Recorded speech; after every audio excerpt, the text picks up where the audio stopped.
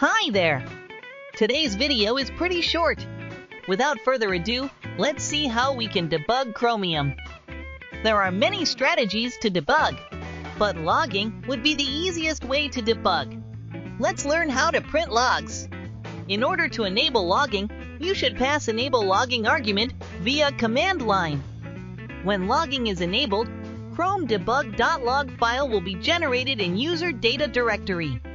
FYI, user data directory on each platform is like this. In case you want to see logs in terminal, you can stream logs to it by passing standard error value. But then your terminal will explode because of tons of logs.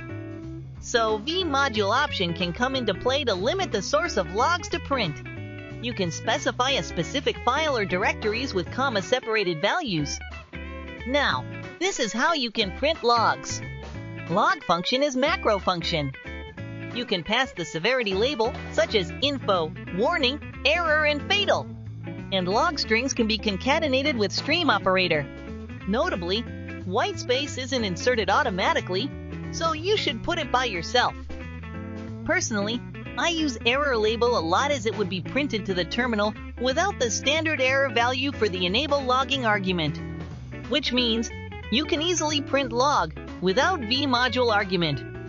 Another useful log function is stack trace. You can print call stack with this function. You can pass the number of depth to print to this function. Sometimes, you may want to crash the browser intentionally. The not reached function would be useful. This function will crash the app and leave call stack when control flow reaches. But logging might not be enough. In order to use powerful tools in IDE, you can generate project file from Ninja Build System.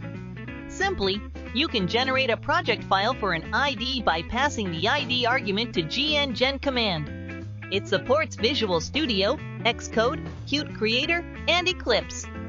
You can get more detailed explanation by passing help argument to gngen command. When you run this, the solution or project file will be generated to the output folder. By default, it's named all.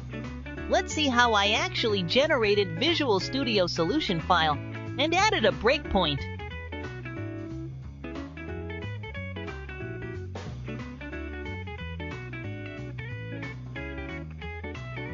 When a project file is generated, you can also build the browser in the IDE without typing the build command.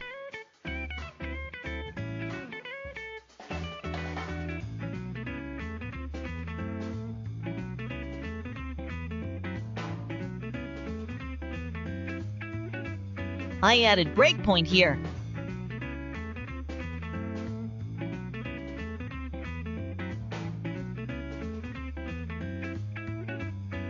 And you can see it hits the breakpoint.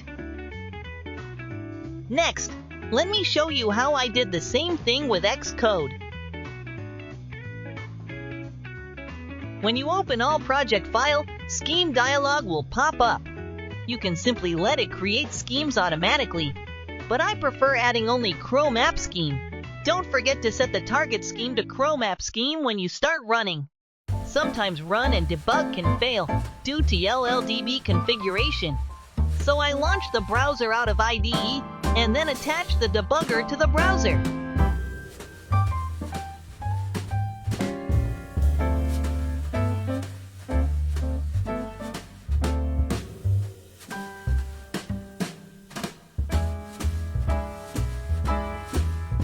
That's all for today.